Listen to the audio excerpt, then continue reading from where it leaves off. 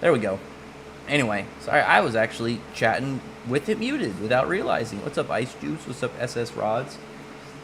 Oh, you actually uploaded after almost 5 months? Yeah, I know. So, I talked about it a little bit. I really think that editing, and I tried to get kind of in the middle ground, but I switched my style. I'm going to have just period. Oh, man, I gotta turn this off. Man, this mic, it's better than I thought, but I can't wait to get. Hang on, let me get a little closer. I can't wait to get like an actual good mic again. Like them say, well, I might get something better. We'll see. I was gonna say I might to get the one I had before, the same model, but I'm gonna probably get a newer one. But yeah, so I've just been preoccupied, but I'm planning to kind of upload more consistently. The thing is, I'm gonna do streams at different times throughout the week. By the way, how much until you get to 100? So right now we're at 74. So SS Rod, since obviously you didn't catch the last couple, because since you're giving me the welcome. Sorry, I'm wording bad right now because I keep thinking of this fan is too loud. Tell me if the fan is too loud. Obviously giving me the welcome back after a couple months. So right now, I would hope you can tell this isn't my normal mic. My normal mic broke, and I have to get a replacement. Right now, it's the 21st.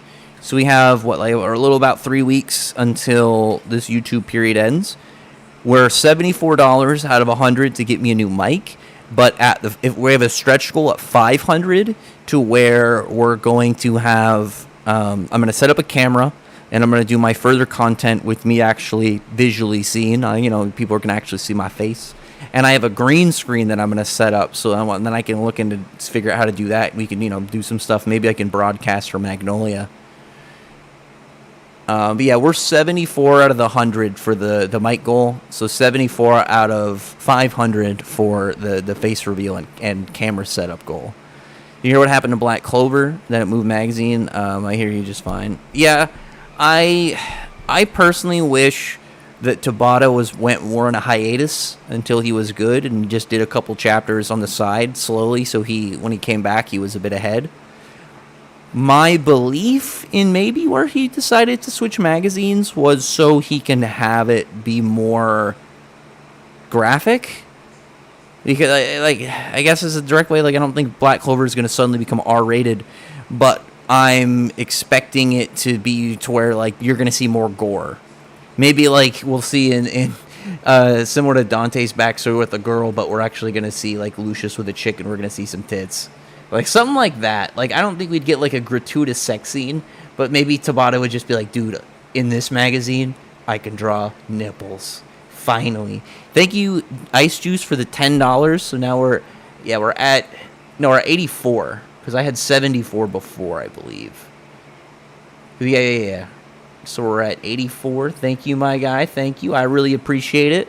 As I've said before, all donations are appreciated. They're never required. Obviously, anything that you guys donate, I see it as, it's not, it's more like a tip. Because my goal is to be somebody that will entertain you guys. Well, you got something, as a background sound. You put me in the background as you're doing a chore, or maybe you're reading something, or you just want to kind of pick my brain on a couple conversations. And I've always looked at it more it's more if I was on the street, I was just some dude on a corner, I had a hat out, and you decided to tip me a few dollars, I'm going to do it regardless. But it's more of just kind of and it's a tip. It's thanks for the entertainment.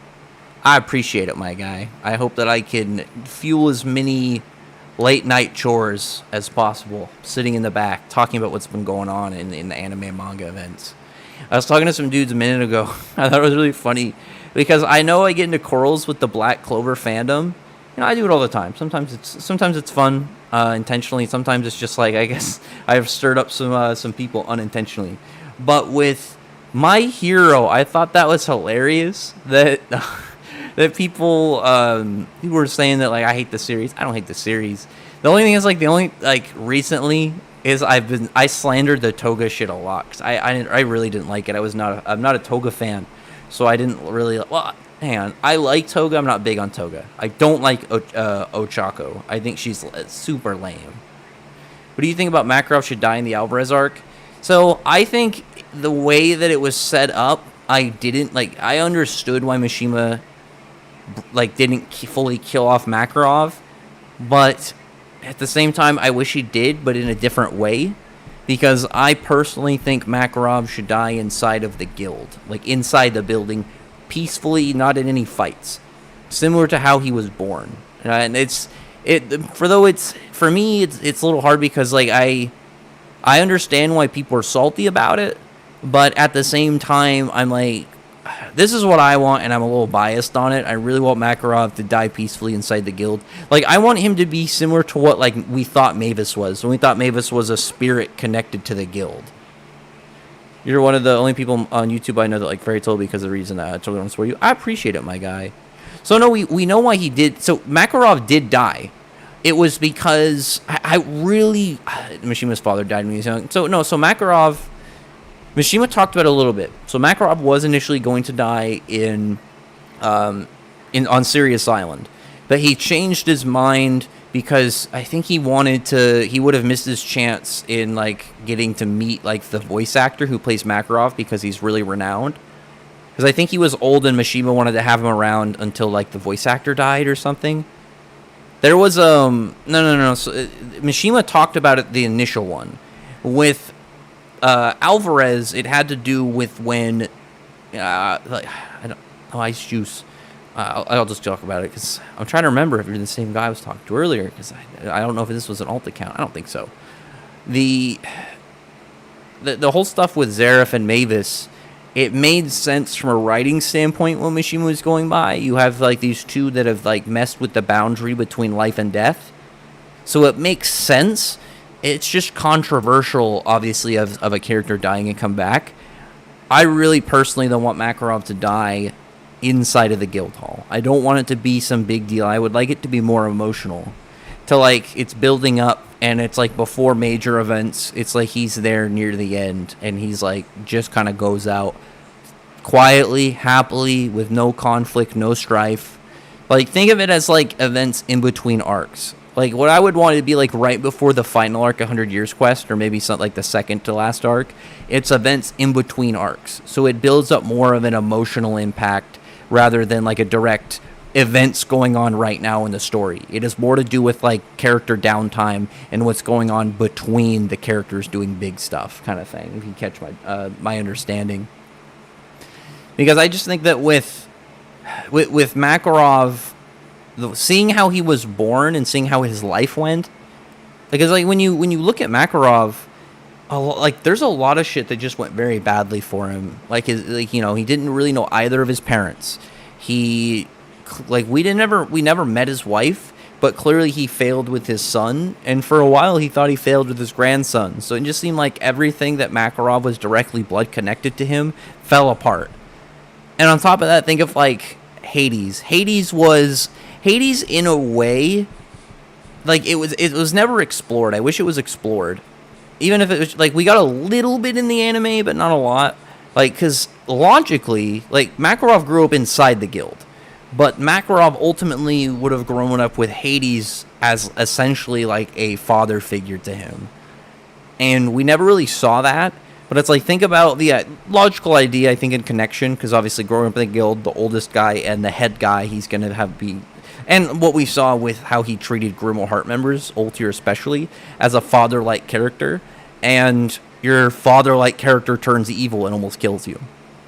Do we ever find out what's used in 100 Years Quest? I don't think so. I think we're still completely in the dark with that one. It still is the mystery. I think we're going to be waiting a while, man. I think we're going to be waiting a hot while until we really get into any of that. Not like, another year, but like, what's it now? Like, we probably won't get into it until, I want to say winter. Like, I want to say like November, December. I would be ecstatic if we roll into, September or October, and then bam, 100 Years Quest trailer. But that's not something I'm assuming is going to happen, because realistically, they don't ever go in those direct numbers. It's a lot more kind of like, at some week, we're going to just have the 100 Years Quest trailer drop. It's going to be a good time, but we're going to be waiting a while, It's next year, I believe. I think that's the general plan. But, I mean, like, I'm talking more like news, I guess. Like when we find out specifics, when we find out details about what's going on with the anime. Because I think that's more so what people want. Because the anime is going to come out. But it's the specifics, what studio is doing it, when is the date for it, what exactly, like how many episodes is season 1 going to be. Those are the specifics that I think people are way more after and more so of what we're waiting on. Because it's not like we have to get a trailer to think the anime is coming out. The only people want to know is, like, is it going to look good? What's a trailer? What's the first trailer going to look like? Because what we got initially wasn't a trailer. It was a couple colored manga panels. It was way more of a teaser. So I want to get to where we actually have, like, a trailer. And we're gonna be sitting a minute until we get to that. Like, I know we're going to get to it, but at the same time, it's like, why are we taking so long, Why can't we just get the stuff currently? Oh, Andre, thank you for the $20, my guy. I really appreciate it. Let me fix up the numbers real fast. One second before I read it. So right now we're at 104, so you put us over the mic goal. The thing is now we're over a fifth of the way to get to the camera setup. And we are going to stream tomorrow for the chapter. Because I already said a long time ago, once we get official release, simul release, I will do I will do the chapter whenever I can. And now that I'm right now trying, like I said, I'm coming back to it, and my goal is to be consistent. Like, my time release of the streams won't always be the same time, but I really want to keep it on the same day. So it's like, I know I'm going to be busy in the evening. Okay, I'll do this one in the morning instead, or it'll be like an afternoon stream, or like maybe lunch. Something like that, to where I can fit it somewhere within the day. Because my goal is ultimately not to hit the same people showing up, because I want eventually everyone to kind of like have a time where they can kind of pop in and out. But also I want it to be consistent content. Because I don't think of it as a stream, I'm looking at it more as a podcast. Because with that, it's more of putting out the content rather than getting the best time to do it. And that's more so what I want to focus on.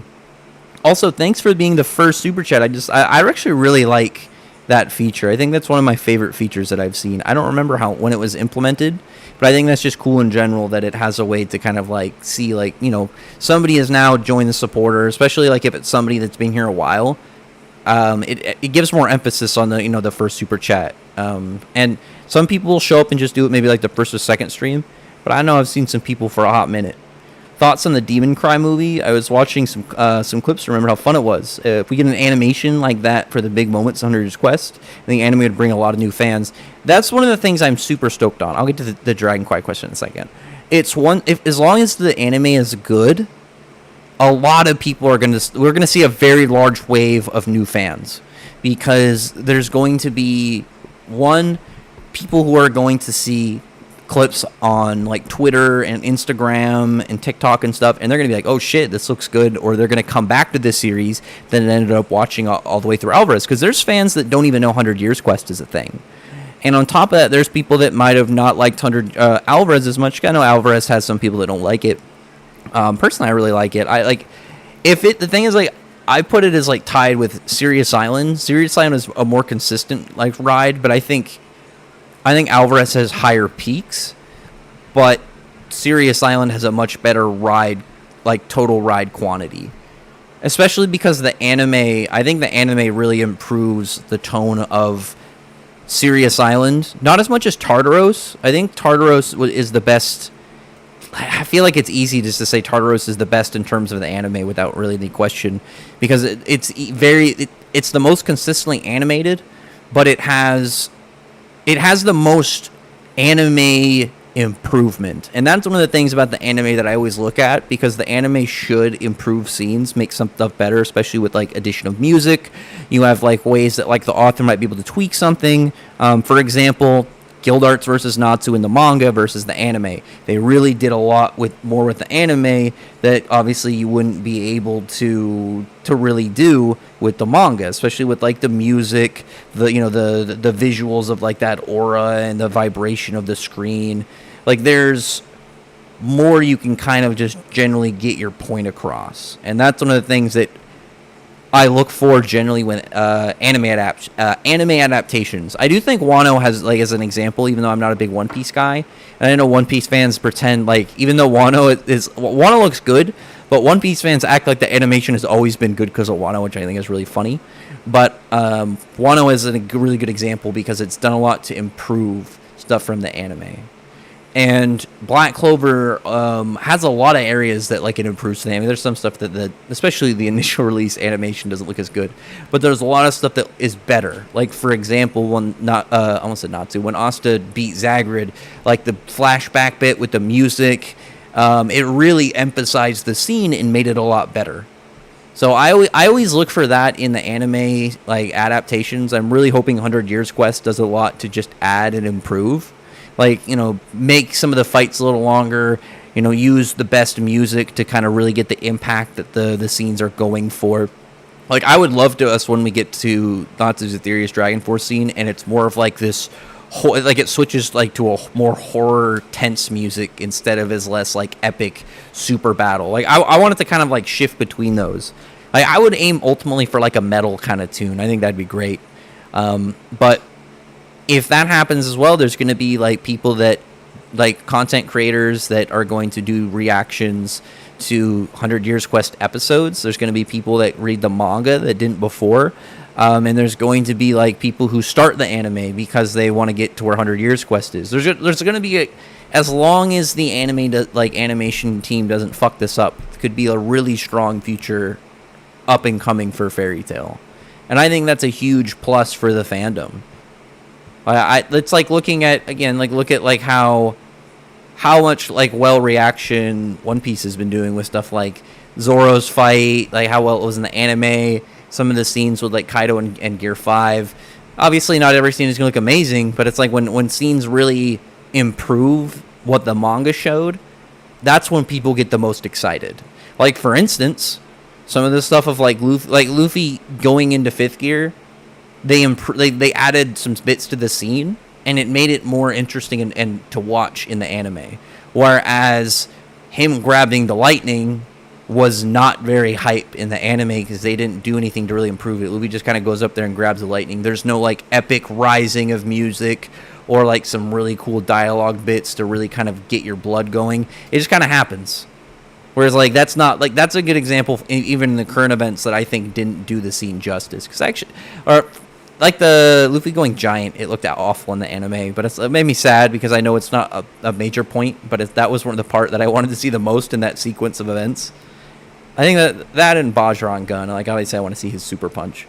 But my thoughts on Dragon Cry, I would have loved to see Dragon Cry as like an actual manga arc, because the thing about it that's a little weird is its pacing is a chunk faster than Phoenix Priestess, but it feels better as an overall story.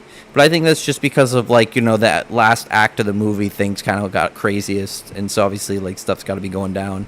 Like I would have loved to see Natsu in that form longer, or like, you know, a named attack with it, you know, a longer bit of dragon fight, stuff that just kind of really added on that we would have seen maybe in the manga because it's a little bit more spanned out from art details. But I always really liked Dragon Cry. I think Dragon Cry overall is a better movie than Phoenix Priestess. I think Phoenix Priestess has had a more sad couple bits at the end. I think Dragon Cry overall was a much better movie. Because one thing about it, too, is Phoenix Priestess didn't do as much as a addition to the series, whereas Dragon Cry added stuff to the lore.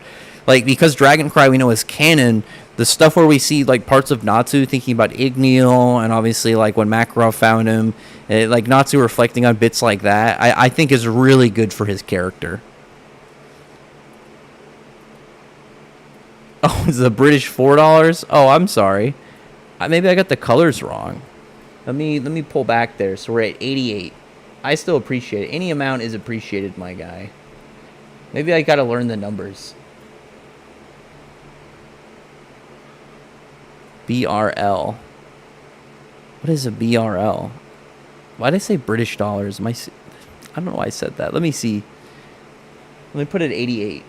Ooh, that's a Death the Kid number. Let me see, 88. We're still close. Like I said, any amount is appreciated. What's up, Ace? How you doing today? I hope for Godstrainer versus Jellal. Dude, Godstrainer versus Jellal. So I think my hope, I'll say this. My hopes is we see a bit of it. I don't think that should be the first fight we see, because I think that's the most interesting fight. I think the way it should go, we should get either Gray or Lucy first. I think Gray would be cool if Gray's is a stomp, and then we have a Lucy fight where Lucy kind of just shows she's way superior to her opponent. We then move into Jellal. Actually, the Signaria sister fights, I guess, can be anywhere. Like, it's weird because, like, I want to see that fight, but I'm not as excited about it as, like, any of the other fights. Because, like, I don't think Urza should win. It's going to depend, because but it's hard to really say, because it's not like they were getting styled on through magic. They were getting styled on through alchemy. So it's a completely different power system that they don't really have a defense against, and especially at that high level. So it doesn't translate as directly as, a wizard dealing against something that's magic, because the way that they defend against something is not going to logically work the same way if a high level alchemist can just alter anything that they see by transmuting it to something else. Just saw your take on Twitter. Do you really believe Kaido is the worst opponent? Was the worst op village, and how do you rank him based on strength as compared to Dragon Fairy Tail? Was the worst op village? I don't know if that was like an auto thing. I thought Kaido was really disappointing. I mean, in terms of like strength, I mean, like, honestly, I feel like Mother Glare could potentially beat him. Like, at best, I think that he can maybe get close to somebody like Grandine or Skiodrome, but I don't think he could beat him. Oh, they did a great job of expanding Urza versus 100 Monsters in the anime. I think the only thing I wish that they did is they made the animation better, because it was an improved scene, but they didn't have any like, oh yeah, we really amped up this like part for like, a minute or two to give a really cool clip. Like, I'm cool. Thank you, Ice Juice, for another 10. We're at 98 now. But hang on, one second. If I read it now, I'm gonna forget what I was saying. I know, I don't want to lose my train of thought. Shit, I'm already halfway losing it. Okay, so if Urza... Oh, shit. Hold on, fuck. I'm actually forgetting what it was. Oh, the 100 monsters. So they did a great job in like, improving the impact, but they didn't do really much on improving, like, the intensity of the scene, Like, I think when Urza fought the S-class monster, it should have been, like, legit, like, a minute or two boss fight with, like, the animation looking crisp. Well, that's my personal opinion. That was my only thing I think about the fight every time. Because, like, they do such nice build-up. I think the build-up in the anime is so much better because of the music for Urza versus the 100 Monsters. Especially, like, to where if you read the scene where it's everyone's reaction, it's better in the anime because it goes person to person, and then ending on Natsu and Gray laughing and, like, thinking that shit was funny, and they just loved everyone's reactions. I think that is way better in the anime. But it's like, we get to the fight, Urza's mostly just doing, like, requips to, like, different armor and weapon combos that she didn't before. But we don't get anything that's, like, a big jump up in what we were generally expecting.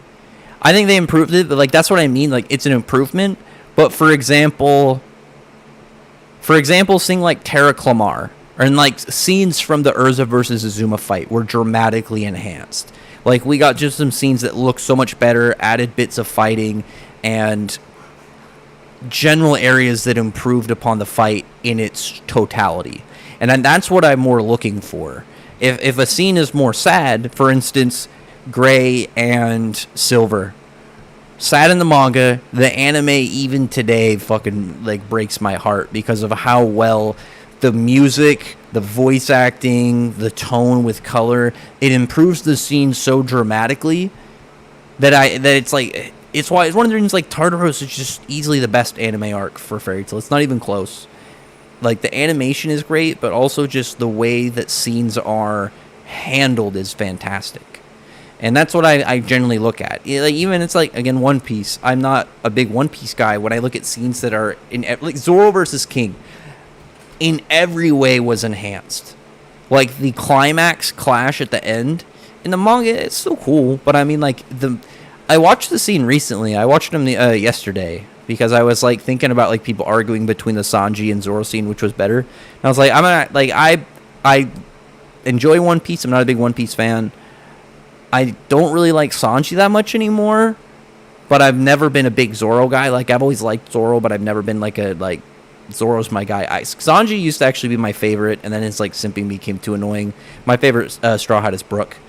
Like Brook, and before people like say anything, he's very goofy, but he always gets shit done. Every single time Brook goes out to do a mission, it gets done. There's no, I got lost, a girl showed up, I got distracted by X, Y, or Z. And even if Brook gets distracted, he still gets the mission done. And that's just why Brook is that guy.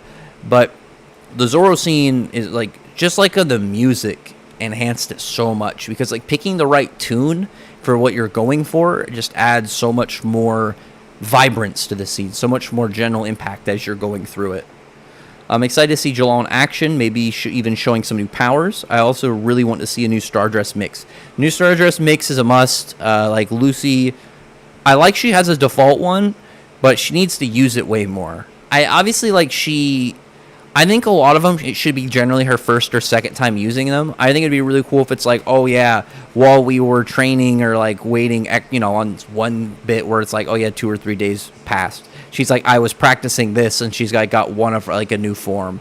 Or she's like, I was contemplating how it is. Because like maybe Lucy's like, I think of at the time what's the best combo, even if it's one I don't have, to test out the powers. Because like maybe Lucy's already talked to her spirits essentially of what their powers would combine into, or has a general idea of what they would combine into, but she just doesn't want to just use her magic all the time. So testing it might be a little difficult. Because when we first saw her Leo and Virgo Stardress, she was in it just fine and never had a problem. Whereas, like, obviously, even after using her Leon Maiden, it drained her.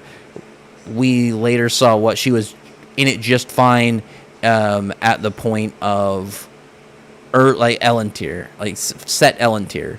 Whereas when we saw her use the Aquarius Gemini one, it was 16 seconds, and Lucy already used some magic, but like 16 seconds, like I don't think that was as much lower on magic, because otherwise like how would she cast Godfried?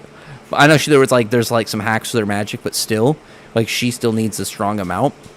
But it was more so on she was less experienced using that one, because I feel like with Virgo and Leo, like that is logically one of the first ones she's gonna go for, like her most constantly there spirit, and then her most constantly direct combat with no like issues spirit, because she didn't have Aquarius at the time. So I mean, like Loki really is her best battling aspect, so it makes sense for her to combine them.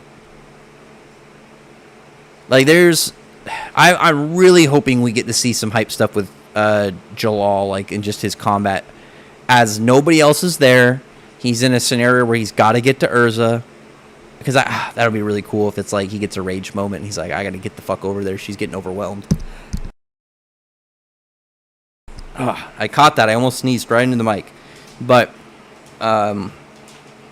Jellal getting something new. My favorite thing, I would love to have him use Alta Iris and like refinish off God Serena, since God Serena technically isn't dead, but technically isn't alive.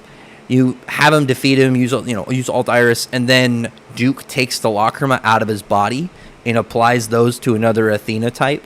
Like, Athena.4 also has these other two, and then he gets to Athena 5 from it. It's like, I'm expecting him to essentially be like going through the androids to be like get to a Cell kind of character.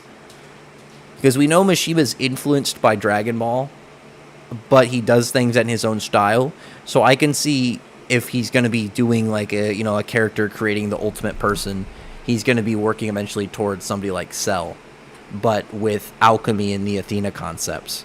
Maybe use a different name once he gets to like the best one.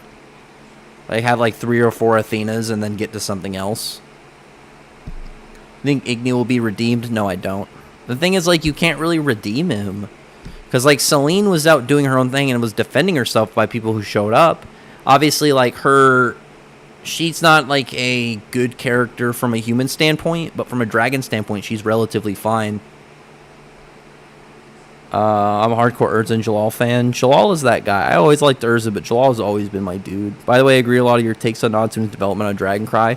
There's a lot in there, because like the thing about like Natsu as a character, the concept I think a lot of people don't get is the core concept is Natsu develops as a person. Like, he matures as somebody goes through their life. Because generally, like, as people grow up, they change from events that happen in their lives, events that, transpire that, puts a major shift in how they think, they act. It might be, a lesson that learned. It might be something, good or positive. It just depends on what it is. But generally, most people are going to have a lot of containing their personality factors as they get older. And part of the core of Natsu's character theme is, who is he? It's not like he's in some deep identity crisis type character, but it's about him developing without losing who he is. Staying who he is while developing it to be a more mature, more experienced person.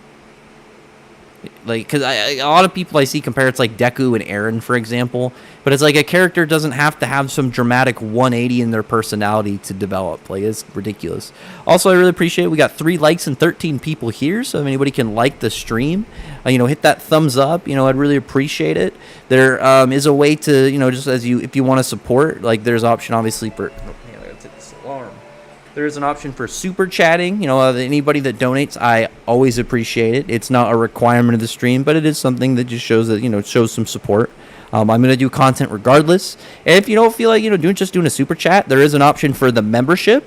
I'm still looking over things I can do for additional content. What I might do is maybe shorter videos. Maybe I'll do some stuff outside of the podcast and then just kind of upload it for members only. If we do a set focused, maybe more like a 15-minute short personal conversation, maybe actually, what would be fun is we do some versus battle conversations, but it's only for members, and I have people show up in the Discord and we chat then. That would actually be really fun. Also, just as the additional too, man, I really appreciate Ice Juice to put us at the $100 mark. So we're right at the mark to start. We're at the mic. And now we just have a stretch goal. I know it's going to be it's a stretch goal for a reason. But as a reminder, once we get to there, we're going to be able to actually do some reaction content. I can do stuff we'll talk about the death battles. We'll talk about maybe some scaling stuff. Just fun stuff that would be additional content that is only there if you want it to watch. If you want to get my takes on which characters are going to be doing this, who's going to win this fight, or, what's controversial going on that's outside of general conversation, I guess, of what, this stream is. Because the stream ultimately, is going to be commenting on theories, talking about certain events in current manga, whereas, I don't want it to, the stream to be, let's talk about who would win between... Yuno and Alvarez Gray before he fought Invul or something, where it's you can make some arguments, but it depends also on some of the scaling. I think Gray's got it, but what's up, Dragon King? How you doing, man? Capricorn and Taurus Star Dress would be the most hand-to-hand combat power. I think that actually would be really that's one of the ones I've talked about a little bit, because it's similar if you did Taurus or Capricorn and Cancer. Urza. Lucy would essentially become I would assume Taurus and Cancer would be more she has great swords, massive physical force attacks from her swords.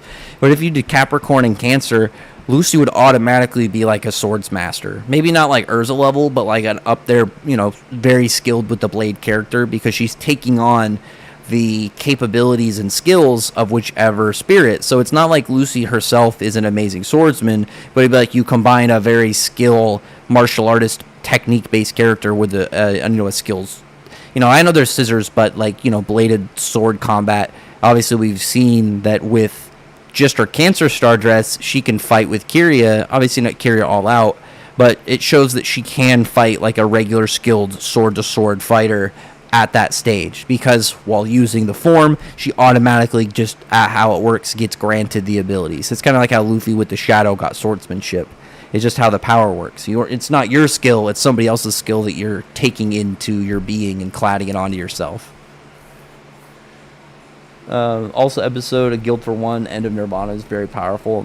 I think the stuff with Wendy in that episode is really great. But I really love the stuff with Jellal. That part is so hype. Some of the wording, it's such a good scene. I could watch that scene almost every day. Like, it's like Natsu just talking about how they're taking him back to the guild. He's like, he's one of us. You want to come with us, don't you? It's just such a hype moment. Oh, hold on a second.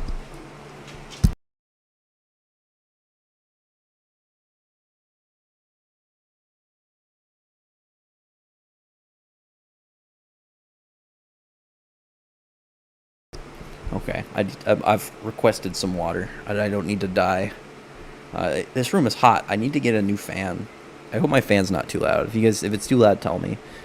I'm really curious if a Capricorn Stardress mix would it be brain mind aspect? I'm not really sure. Also, Capricorn is more of like a technique and skill. I'd be more curious if Lucy could combine a gold key and a silver key, because if she could do like Crux and somebody, I think that would make sense. If like she gains knowledge, like if she did something like Gemini and Crux, and she gained some mind reading thing. Hold on, I actually have water now.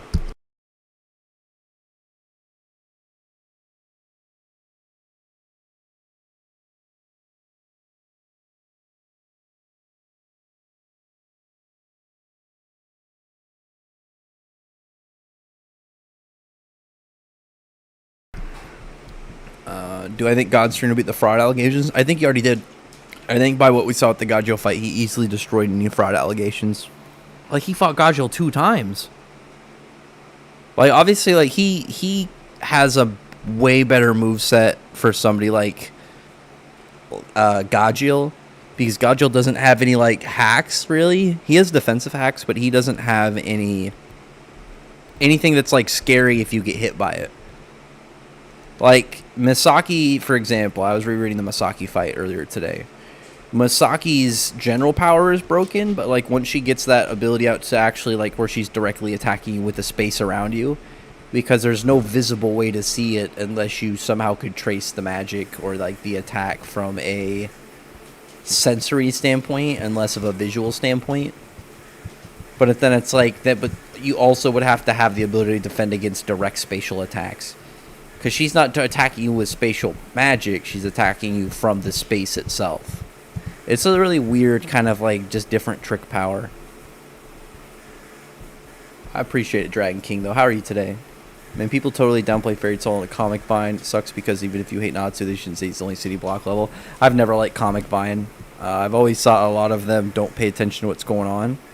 And it's mostly just like like a lot of it is more comic book people that like are average and casual with anime, and that's why I was like, whenever they do something that involves an anime or manga character, I always tune out. Rank Dragon God based on how fraudulent they are, and rankings are. Celine is number one. The only, like, you can't even really say any of them are fraudulent though, because the thing about and it's like when you talk about like Alderaan and Dogromag, I don't really see how they'd be fraudulent, because with both of them, the thing about the Dragon Gods is all of them were looking for ways to beat each other. Dogromag and Alderaan both went for outside ways. Alderaan was like absorbing people, like he was waiting and stockpiling essentially, but it's like permanent stockpile. I'm trying to English. The thing about the Lacrima is the Lacrima were holding him down. The God Seeds are a way that I'm trying to think of the best way to say it. The way that he kind of like pillars, I guess, like pillars his power. Because the thing is, like, it's not like destroying the God Seeds permanently weaken him. They temporarily weaken him, because we know that after a point in time, he can just resurrect them, because they're just extensions to be catalysts of his power.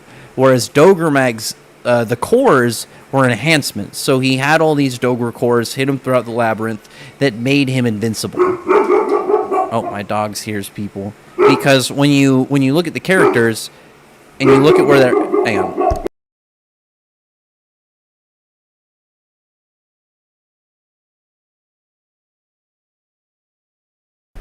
He's getting hyped up. Somebody's walking outside. He's okay. What was I saying? Oh, so, like, Dogromag in his base, he is the bar for Dragon God. And we know Suzaku all out can beat Celine in her humanoid state.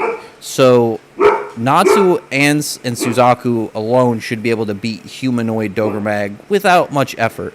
The thing is, Dogromag was using an outside method to make himself invincible. That's why after they all broke, he was getting pushed around, but we know his dragon form is his actual power. But he was figuring out a way to make up the gap and to have something set in plan. And that's why he had these Dogra cores. Logically, anybody outside of the dragon gods wouldn't be able to find and destroy all the cores and that while fighting him. It's just like a couple characters, because somebody like Ignia can like melt the walls, or Sling can make portals. Like any of the dragon gods I think would be strong enough because they have ways around it, but they would have to deal with him at the same time.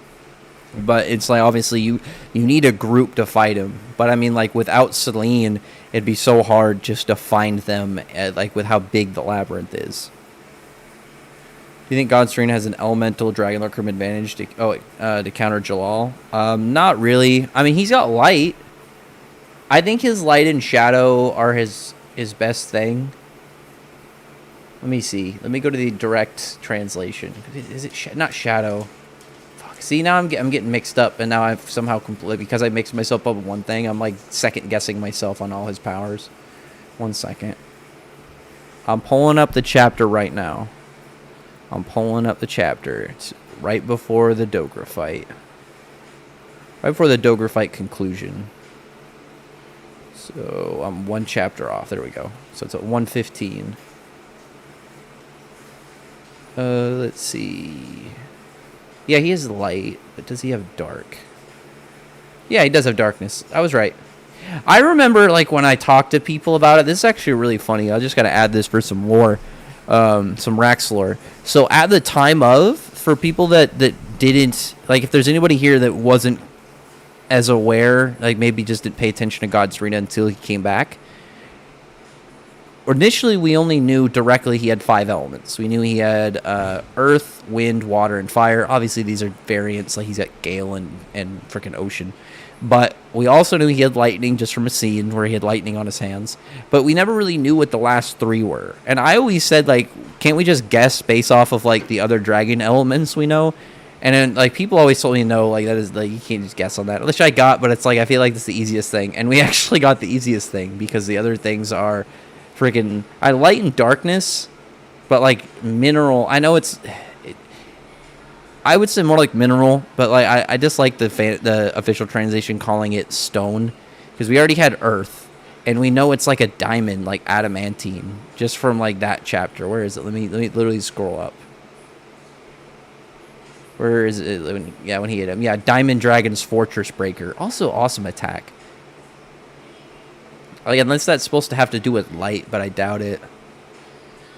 Maybe we'll get further clarification later. I would just be really surprised. Because he used a flash, and it was a luminance dragon. So no, factually it should be diamond or mineral.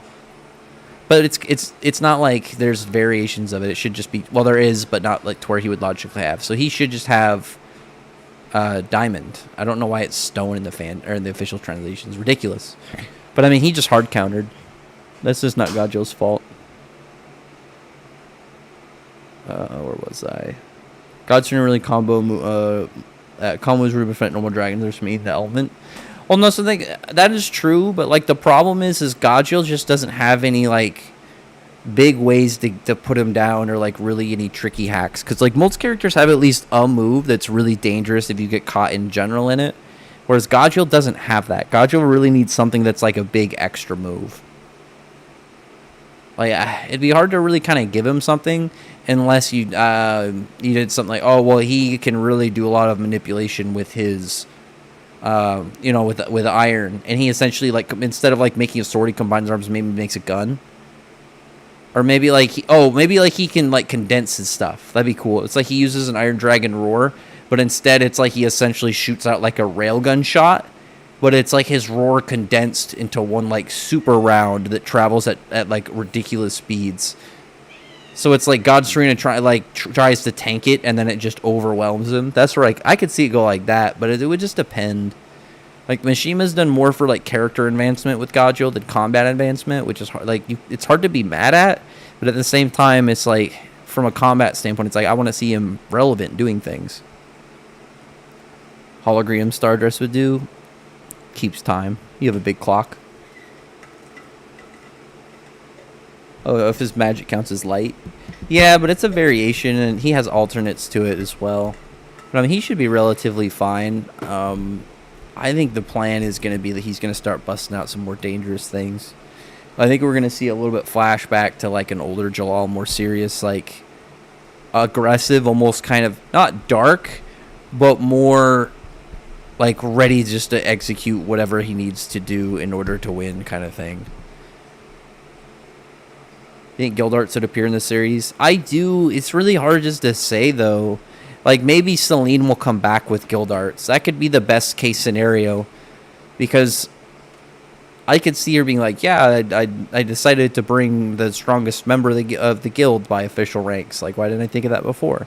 Brings him in. But at the same time, it's like, how is Gildarts reaction going to be to like events? Like, what's the plan for him? Because I've said if Mishima wants to kill off any really major members of the guild with like, and that would really feel an impact, don't kill off Makarov, kill Gildarts.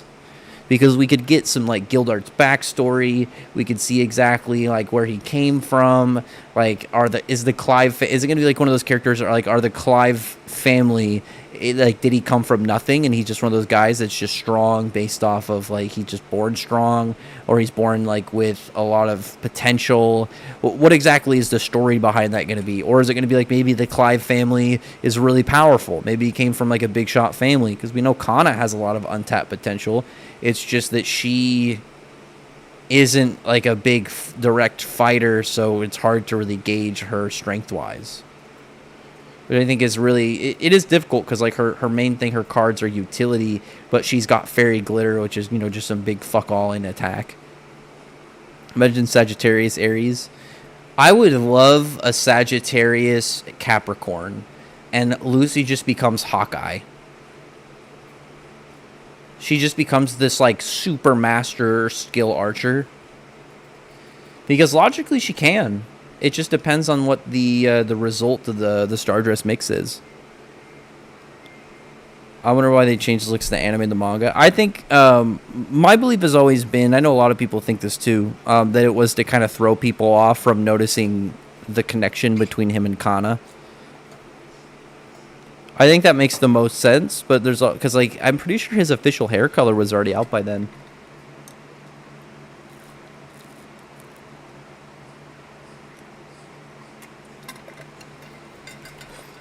That's the thing, that when it comes to anime and manga, whenever the anime changes like a set color very dramatically, I forget it about all the time. Like, I forget that Jallal's eye mark is black in the manga. I forget that Rangiku's hair is actually blonde.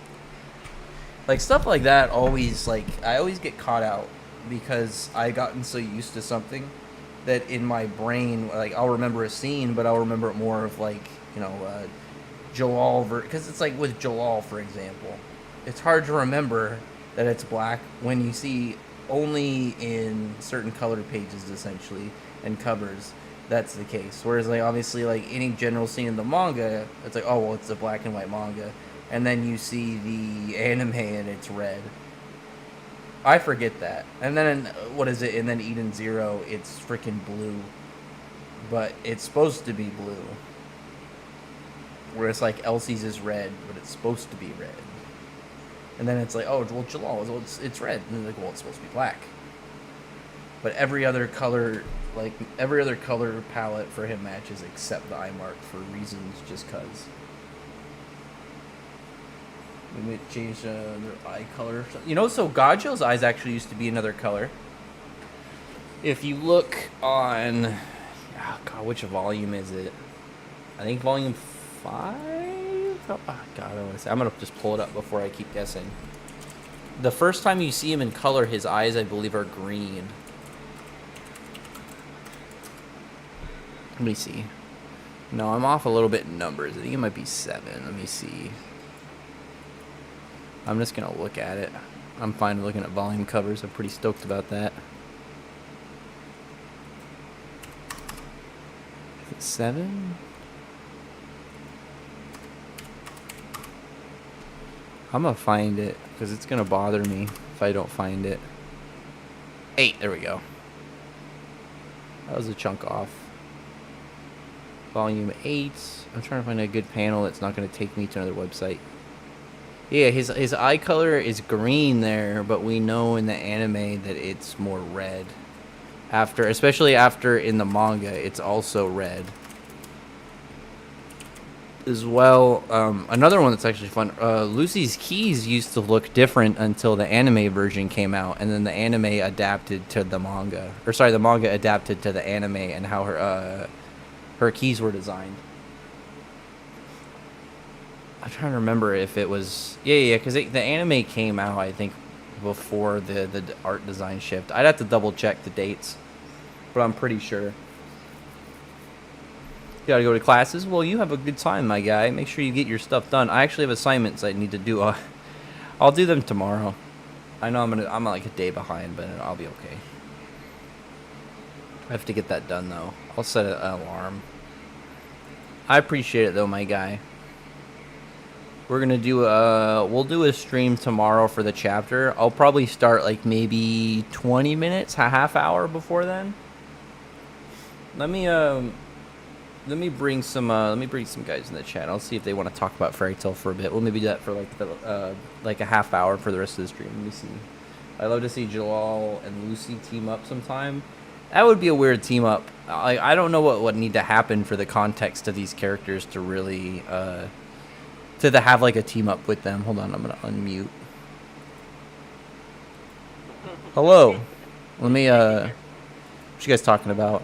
What are you guys talking about? Before I put you guys on the volume for the stream, I need to know what the conversation is in case it's might not be appropriate for this Christian Minecraft stream.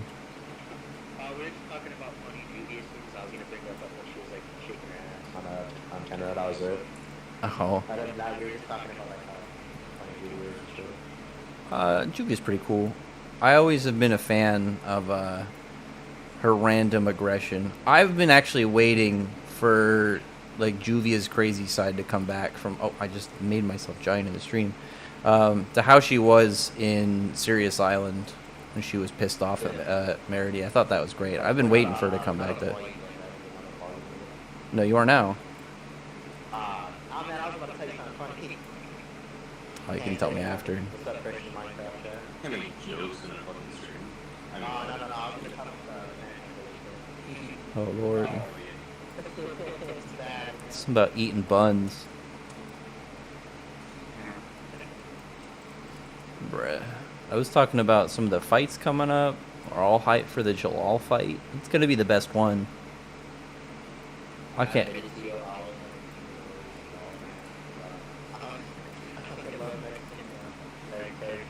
Jellal having a Hispanic last name is funny because I wonder if Mishima like intended for that or he just picked the last name. Like when he initially picked Mavis, he was gonna make Mavis a dude, and then he looked and found out that Mavis was a girl's name. Yeah, I think like if you go back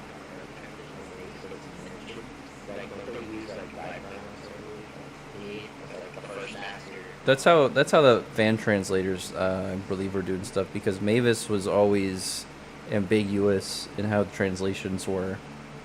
Yeah, I think like some of the stuff happened with Black Clover and I don't know if the biggest one being like ridiculous. Yes. I think in the Japanese text they use gender neutral pronouns. Yeah, I heard like if you generate the kanji for the statements like on like Ezekiel is like spirit of all things, or English making like Ezekiel is like the father of all creation.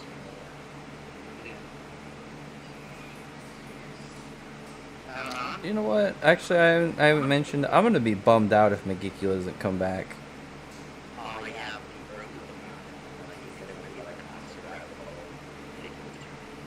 Well, it's kind of hard to do anything like that now with Black Clover. Like, I don't know exactly what the plan is in full. Like, I feel like there's a lot of stuff Tabata's gonna have to like just skip over. Like anything with Leopold is out the window.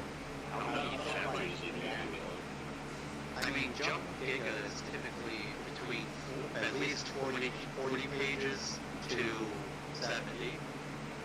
That's typically what a Jump Giga manga chapter's pages are. My hopes are 2 volumes worth, so like a year and a half to like 2 years. Yeah. I mean, it sucks, but when shit happens in your personal life that affects your work life, what can you do? Yeah. I've heard some people already saying they wish he just went like through and stuff. I wish he just took a hiatus and then took some time off, but my belief is that Tabata is going to use it being in Giga to like have more violence and like make it darker for the end. Yeah. That's my belief. I think that makes sense. Like, I would not be surprised if I wouldn't hate it instead of saying Tenji, instead of like the ending of it is just like Lucius turns everyone into a paladin. Because this is actually interesting. I don't know if you like it or not, or it's a theory he has where he believes it might be possible that Lucius, he like might kind of fuse the Ether world with the real world, obviously, and Black Clover, and then purify it to make it a dead.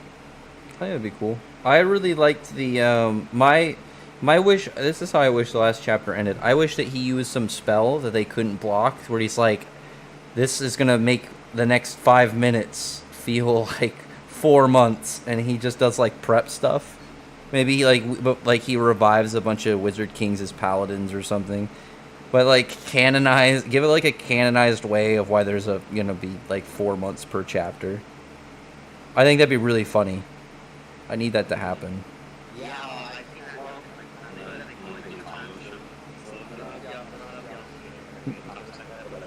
Whenever like the sales for Spider-Man comics are down, they actually have like Spider-Man just broke in this universe from patents. They do a lot of resets. It's actually coincides with the same. Yeah, like so like okay, like if the sales aren't doing the hottest Spider-Man, like we'll just have to be hard to broke in comics. Like really broke. I thought it was just the Spider-Man status quo. No. They just make it like little stories in comics where it's all fucking and being broke. Like that's because the sales were low. well, they gotta do something to put him at his core, or just to reset it and make it a #1 again. Oh, issue #1, Spider-Man is back. 50 grand in debt with whatever's going on. He had to buy a new car that broke. I genuinely wonder how they're gonna look like everyone had to Spider-Man. You have like a base Spider-Man obviously. Yeah. The great Spider-Man, like They're gonna have the fabulous Spider-Man. He's from the gay universe. That would see the thing is like if they did that. The thing is like I would support if they're like, listen, we're not doing some like weird alteration. Like this is the gay universe. Everybody's gay here. Just accept it. Like they're just like instead of it's like, yeah, it turns out Doc Ock gay this whole time. It's just like, no, this is from the opposite universe. And then it's like you bring in like a character who's gay who in this universe he's straight. You really throw a curveball. It'd be great. It's like zero disrespect. yeah, I think it was like DC Pride 22. I got a fucking deal. Where like they're like having like John take Damien to like the private room of Damien is like maybe that tricks at a bomb. Like Damien, no. It was actually You get dang homophobe Damien. He's like Ruby. That's actually he'll just buy Twitter. He'll shut it down. He'll pull an Elon.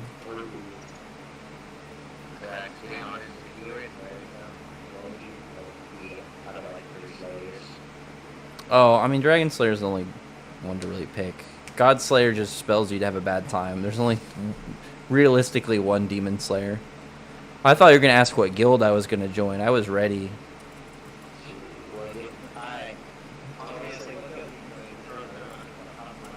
Ooh. See, if any guild, I'm picking Tartaros. Ooh, Tartaros got shit done. That's the thing. Like Tartaros is so effective as a villain group. Like everything they did everything they did left a lasting effect. Before I mis-English that. Like they did so good. Plus, I mean, like that'd be cool. You're just the mysterious bad guy group. It'd be awesome. You're just going around like attacking towns and causing horrendous mayhem. One Piece characters, you're not hiding from guns? Guns and lava? Like, oh man.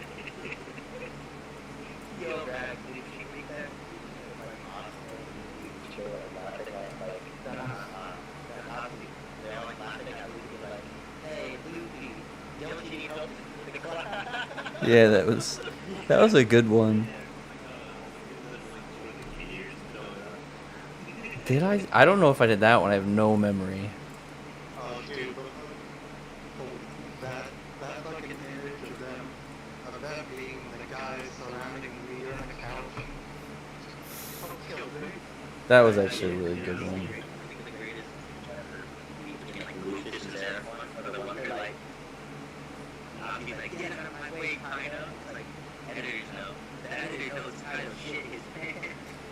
Kaido would be, he'd be done. He'd be like, holy shit. Have you seen the Kaido edit of the backstory? Ow. Just his age. Yeah. 30 seconds of Kaido backstory. I'm gonna be so disappointed if the anime doesn't add, like, and make Kaido's backstory an actual backstory. Remember during Wano when people were doing gassing off and all that, and an awesome backstory that's gonna change everything. I had... Dude, I had so much faith in Kaido going into Wano. Like, I used to hype up Kaido all the time. I thought Kaido was going to be great. And he just disappointed the hell out of me. Like, a lot of the stuff of him gets skipped. Like, I just don't think he's even that guy. Like, the guy for bad guys at One Piece is Blackbeard. Like, Blackbeard. Kind of was cool. Like, here's the thing. Blackbeard, the Blackbeard is in every scene, he gets shit done. Like, he's actively doing something. Like, Shanks, every time you see him, he stands there and looks really menacing. Like, what was it? Like, it's like Blackbeard. Bam, he's in the middle of a fight with Law. Bam, his crew is dealing with Garp. Bam, he's now got Garp hostage and he wants to make his island a country. Like, he's always doing stuff. That's why I like Blackbeard. And, like, Blackbeard doesn't fuck around. Because, like, if you think about it, Kaido really just stayed in one spot. He really just stayed mostly on his island, and he came to town once, and then he lost at home. Luffy came to his house and beat him up. I mean, yeah, like, why do you like overturning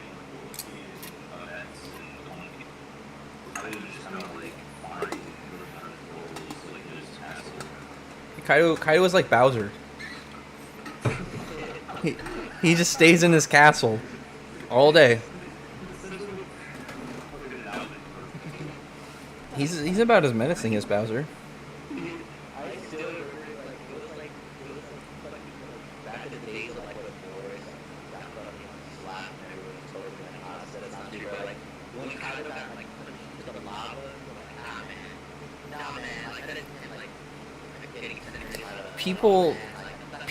People were saying that it was like Big Mom and Kaido's coat, and Kaido got up.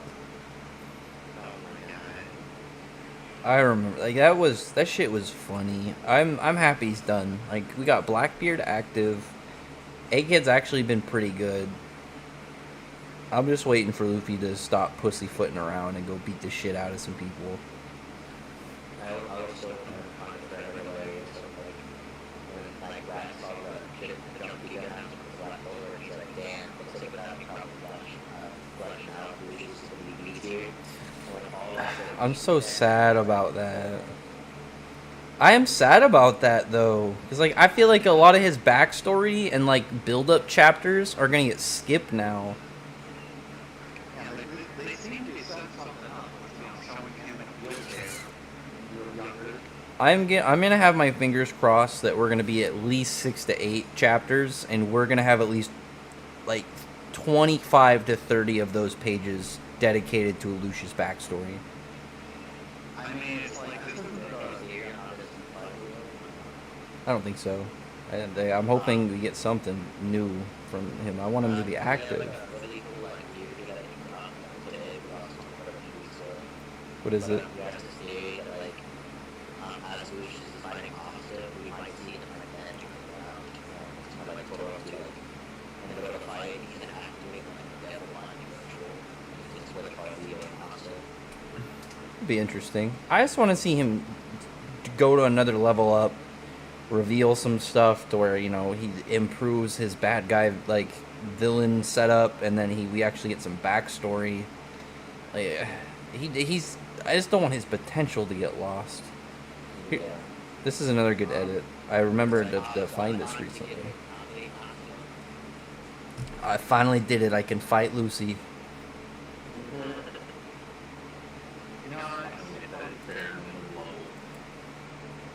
I'm sure that's something that the anime comes back for a final season, that's the final arc. I'm sure it will. The anime, for whatever reason, is so popular itself better than manga. They're gonna extend it. Ice juice.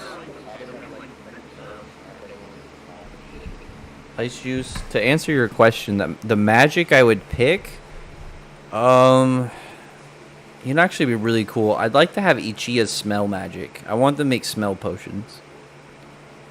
Because seemingly you can make something for anything. Like imagine he's got a temporary dragon smell and he becomes a dragon slayer. And he's like, I've smelled a dragon before, so I know how the dragon smells. I would love... You're like half between a gag character and a serious character, so you just get all the bullshit powers.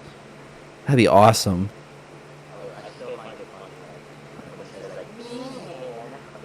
I actually love Ichiya. Ichiya's one, like, I don't know about top 10, but like he's funny and he's a bro.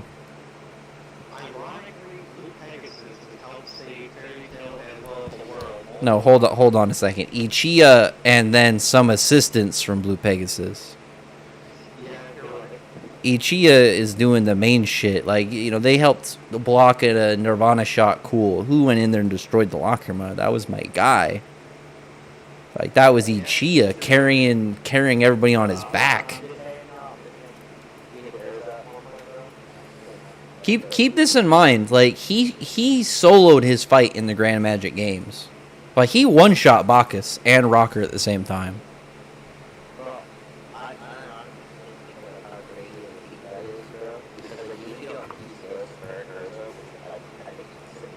Not to Kurt and Urza. But I mean, Ichiya is actually strong. He's just a clown. Like, he's actually he's very capable. It's just like if you can get him before he gets serious, you can one-shot him pretty easily. His base is trash, but he just has so much utility. And his utility isn't like Lucy's, where it's a lot of logical utility. He'll just pull out some bullshit. He'll be like, "Yeah, I've got the smell of healing. I went to a spa. The gardens and the sulfur in the water. They gave off a good smell. So this is like a Zenzu bean smell, and you're instantly healed and get stamina." Like, if Ichiya did that, I just say, okay. If any other character did that, I'd be like, where did they get this from? But it's like, yeah, he's got the smell of like a Zenzu bean spa. He's good. I've got the smell of anything. I've got the smell of Zeref, so I get his powers. I become him for a short period of time. Yeah, like he says, he's got the smell of defeat. If you smell it, you just give up and go home. And he's also got this. He pulls out one. He turns. He gets stronger, and it's the smell of what the Rock is cooking. And Dwayne the Rock Johnson appears. The Rock just pops up. It's just smell memes. It's just he's figured out how to master being half of a serious character and half a gag character. He's become essentially Bugs Bunny. I got two questions for you. I'm gonna ask you let's choose A or B. I'll take A. Alright, so let's say you get transported to like the various other universe. Okay. Like sort of like taking one girl out on a date. Who will be like what do you think about who you see or take a date I have to succeed. Yes, like you have to take them out on a date. Ooh. I'm trying to think who would be like the most interesting to hang out with. Actually, you know who I'd really like to hang out with that probably no one would think of is Ikaruga. See, exactly. You don't remember who she is. She, yeah, she fought in the top. Exactly. I would just hang out. She's just gonna talk about. She's gonna talk about poetry the whole time. I don't even have to really talk to her. I'm just gonna talk to her about her sword. I'm just gonna take it actually at some point. That might be the move. She's a cool. It looks cool in the anime. Like she would have been scary if she survived for the time skip. She died. But what's funny, I always laugh in the anime. They show that Trinity Raven escapes, but we know for a fact they're dead. Like we know factually in canon that they are dead.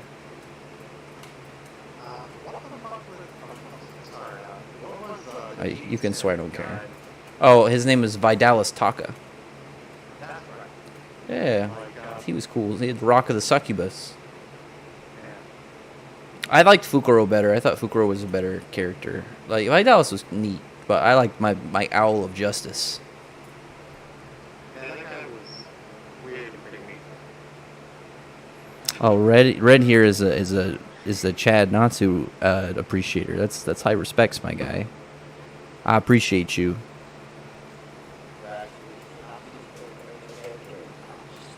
I would say ultimately he's tied with Zeref. Because I really like Zeref's character a lot, but like Natsu's my dude. I don't think Ashima could be able to top Zero as a villain. I think the way that I think he could make a better villain is if he spends time with the hero's timeline and designs a villain for all of his main characters, and tries to make like a dark side Thanos to where like you logically have to have all his characters to have, and he's not just like I'm a big angry bad guy.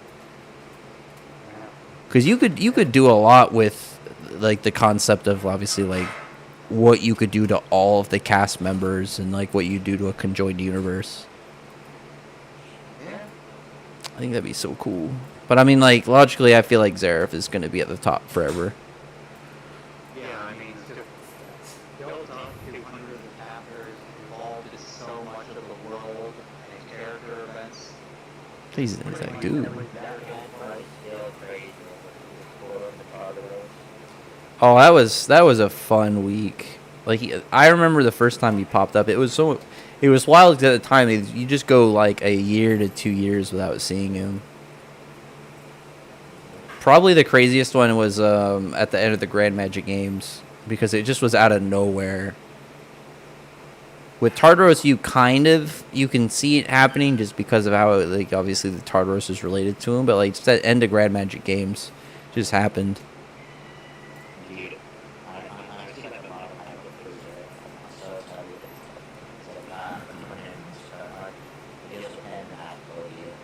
Yeah, you're gonna have you'll be able to read Fairy Tail Zero soon.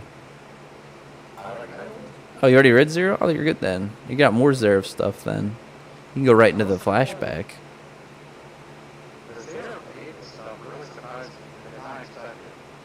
Well, we knew they were connected. It just was unsure of how.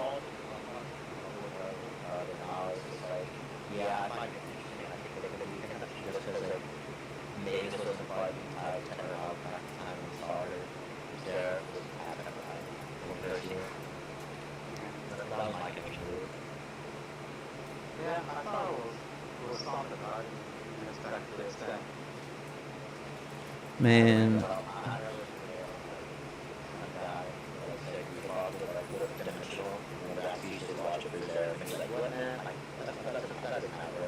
a lot of people who talk about Yuhabak don't even understand how the Almighty works.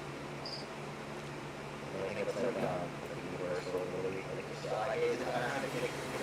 Well, people think it's passive and he could just do anything. But like he has to stay focused. He can only affect the future. And on top of that, like time powers, like you have there, like a lot of time powers factually counter him. Like we know that from both Orihime and Tsukishima. Like he has no counter to like time powers outside of like being able to alter the future. But it's not a matter like Zeref could just stop time. Yuhabak has zero counter to it.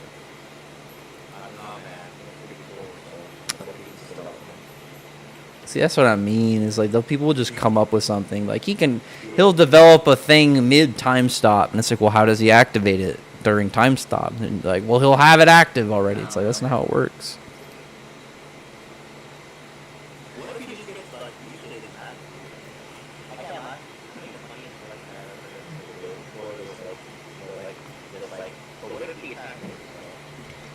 How are you gonna miss while time is stopped? Like Yuhabak lost after his power got sealed, and Zeref knows conceptual sealing magic, so good luck.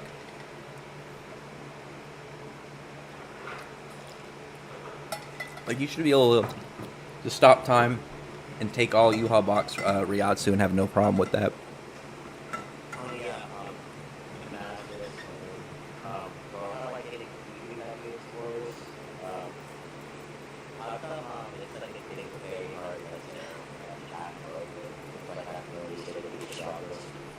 Oh, because I mean, like, he's fueled off magic, so Acnologia can just consume his magic.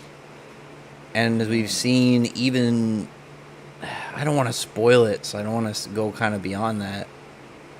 Like Acnologia is like the Dragon Slayer, whereas like like Zeref, just in terms of where Zeref excels, like Acnologia just has a counter.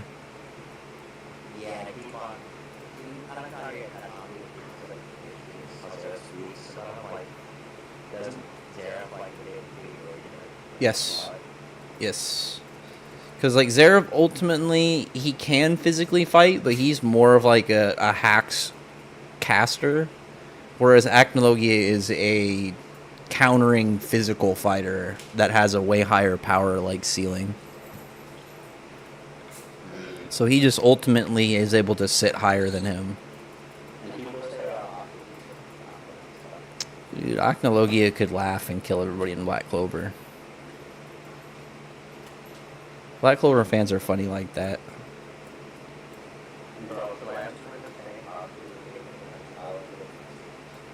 Asta once slashed an attack from the Twin Devils who burned concepts, even though Noct survived 2 of them at the same time and didn't even lose a limb. Just saying.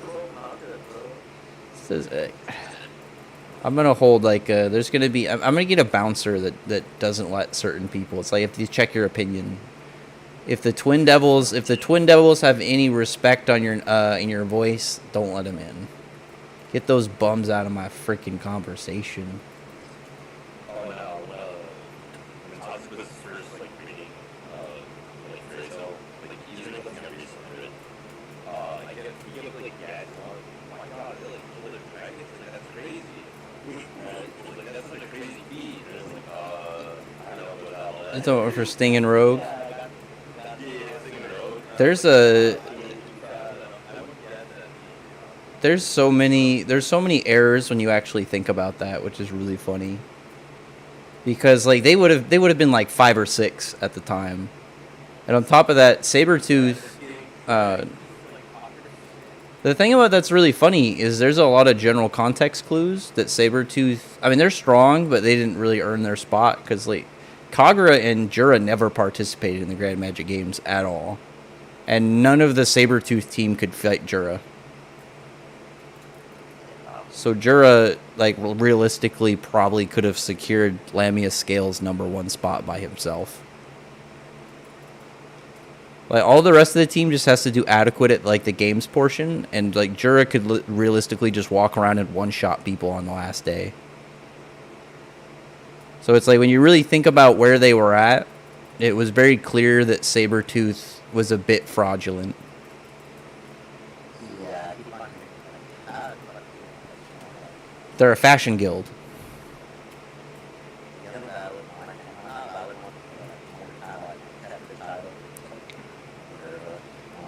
I mean, they were all capable, but it's like they just were not. They were number one. They were number one overall, but I mean, like by the way the Grand Magic games were set up, if Jura just participated in the last day, he could probably secure Lamia's Scale the win just by how many points he would get. Because there aren't a lot of people that could survive even just a casual attack from him.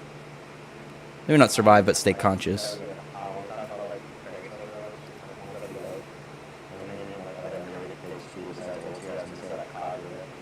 Kagura's cool. I'm trying to think of a good...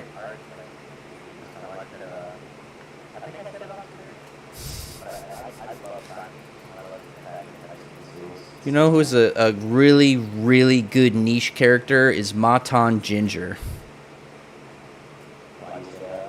She has a good design. She's in like 4 random scenes in the anime and only exists in the anime for no reason at all.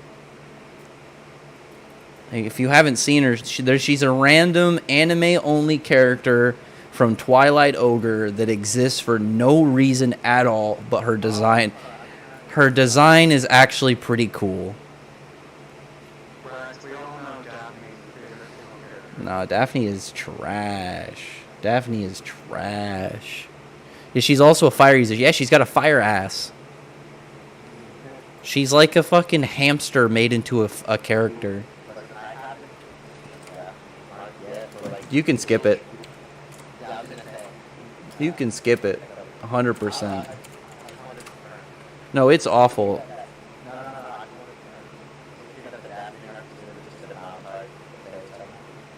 No. No, the thing to skip it. The thing is, the Bount arc is entertaining. There's really nothing. Like, the only thing in the arc that's good is you have, like, a Gray and Juvia scene, and then you have Gajio get a secret art that he never uses again in the anime ever. That's it. That's like the only takeaways from the Daphne arc. The Daphne arc is really bad, and it doesn't make any sense at all in the lore. The only good thing is Mishima didn't have any hands in writing it, so his name is safe. Ooh. Let me... look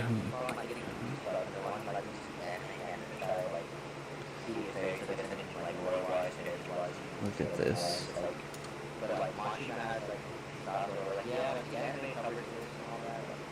He does a lot for the anime. Tartaros and Alvarez, he did a lot to where you can consider the anime canon over the manga. Look at this. Look at this character. She's in like less than 2 minutes, I think, of content in the whole series, and then she's in a random bit at the end when they're doing Fairy Sphere. Like, I don't understand where the character came from, but I like the design a lot. She has doesn't have regular fire too. It's like this cool red pink fire.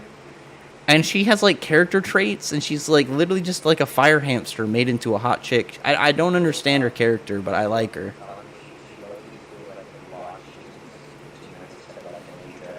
Look at I posted a picture of her. She's not in the manga. I don't think she's in a single panel. I don't even think she's in a background scene. She just is barely around. It's weird. Because there's parts where you see her a little bit in the background, and I don't understand how she exists, but I'm not mad at it. You didn't watch the Daphne arc? Yeah, the Daphne arc is awful. Ice Juice. Keys of Story Heaven is one of my favorite arcs personally. The two major anime arcs do a lot with story addition. I think they're solid for anime filler. But I can understand why somebody might not want to watch them, because they are a bit slow. Especially for the first half of the Starry Sky arc. First half is super slow. I think it just did great things for Lucy's character. I did a lot of good background stuff. I like the arc. I understand why it's not as liked though.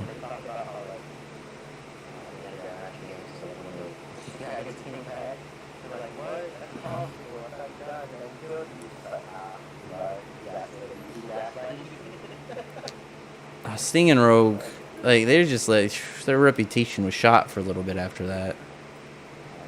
And I'm just looking at these Matan Ginger pictures. I heard like one of my master boys like Natsu, they're just like, yeah, dude, like it's weird how much Sting kind of goes like 60% That's because Sting only owns crop tops. Like Sting, every single outfit Sting has exposes his abs, so he's very popular with women.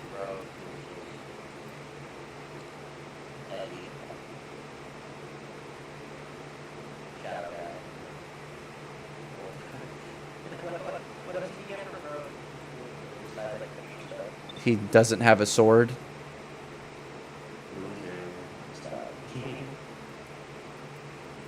Like he has a sword that he never uses.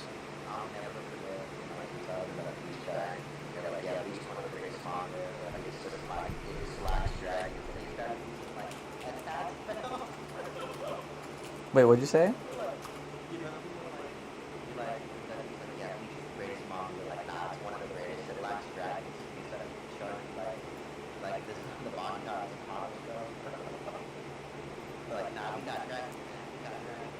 So yeah, it's like a Toshiro's Bankai, and it's just me being annoyed that Toshiro exists.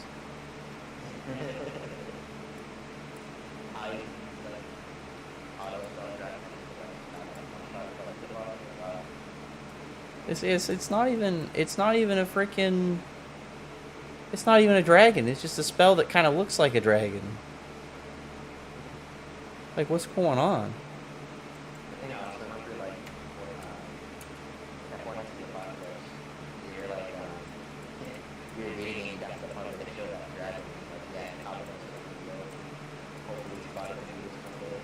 I wish Tabata has one dragon that does nothing.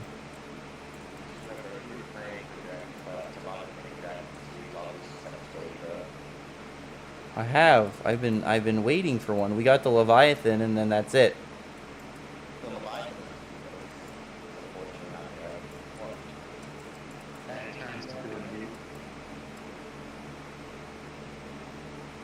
One sec.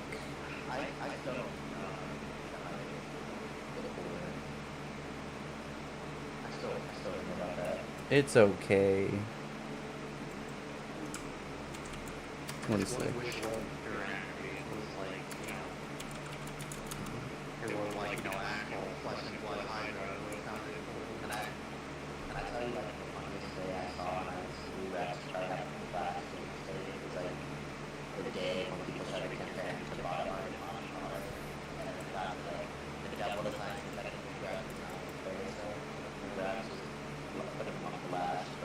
It's like 90% of them are just black on along body limbs.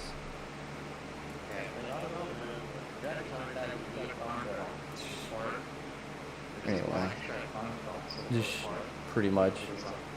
Anyway, my guys, I'm about to end this. I gotta get set for sleep. We're gonna have if you get caught up, listen, you could get caught up before 100 Years Quest tomorrow if you really put in the work. New chapter is tomorrow morning. You've got 12 hours. You've got 12 hours. You're halfway done. Like a little under halfway done. Actually, no. You just started Alvarez. You have Alvarez and 100 Years Quest. You can catch up. You got the skill. You'll get there. Anyway, I'm gonna end the stream and I'm gonna pop out of here. I'll talk to you guys later. Bye. All right. I'm going to end out the stream. I'll just do my quick end bit, and then I'll say what I need to. So, as we've been saying, so right now, we're sitting at, 100? We've met the mic goal. We're now going to be moving towards the stretch goal of getting the camera. I appreciate everybody that has participated. Sorry, getting it set up. I have a camera. I'm going to have a starter one. But I'm gonna use some of that as essentially as build up for the channel. I'm actually excited for that. But for anybody, that pops in, the plan is I'm going to do 4 streams a week. Monday, Tuesday, Thursday, Saturday is the plan. They're going to vary in times. The goal is for Tuesday to be to start before the chapter comes out. Or sometime shortly after. It's hopefully the plan. But it's going to depend. But Anything that, appreciated towards the channel, like I said, is a donation. It's nothing obviously required. I'm going to do the content regardless. It's more of a tip on putting out the content. We're already at the 100 mark, so we've met the goal for to get the new mic, because this is a backup one. This isn't my main one. And at the 500 setup, we're going to be setting up the mic. I've got a green screen. We'll do further content of just kind of stuff for it. I'll be able to do reaction content. I think that'll be what I also do that's just for members. I think that'd be fun. Like, we'll do like death battle stuff. We'll look at those videos. I know the fairy tale ones are awful. We'll maybe watch some trailers. We could watch other shows. It'll just depend. Obviously, I got to look up all of YouTube's rules and standards and make sure I don't violate anything. Unless I have to do it on Patreon and then do stuff on YouTube as well. I don't know. But there's also a membership you want to join. Right now, it's just a $1 and $2 a month. Like, maybe eventually I'll have some more stuff when I get some more content out for members. Maybe I'll add like a $5 one or something. But right now, it's just kind of some basic ones just for showing the channel support. I know there's a couple emojis and like an icon you get next to your name if you sign up as a member.